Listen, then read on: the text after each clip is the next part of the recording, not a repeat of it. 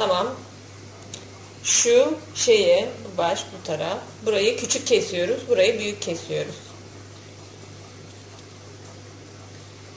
Az bir şey kesiyoruz burayı.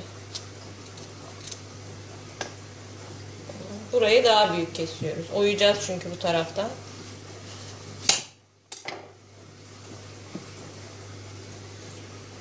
İçini oyuyoruz. Bakalım. Renkler de biraz şeymiş.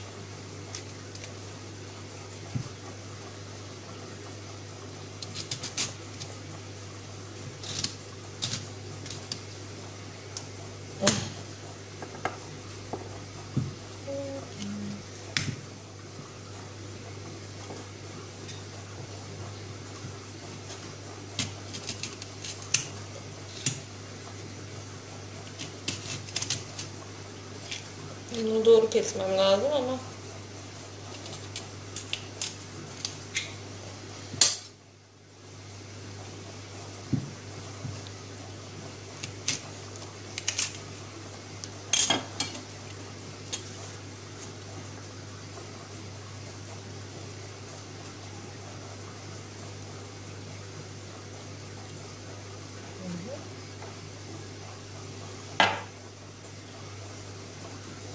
yeter herhalde değil mi? Bu kadar daha da şey yapayım mı?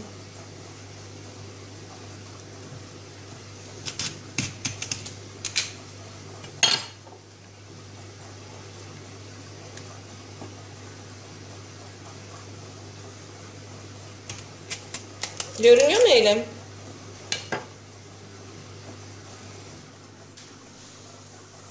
Tamam.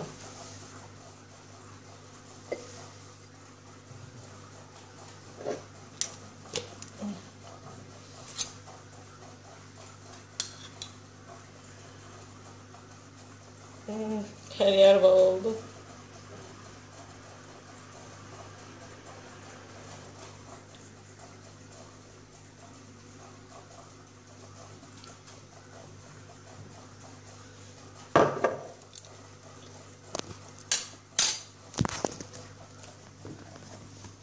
Bakın şeklini göstermedim.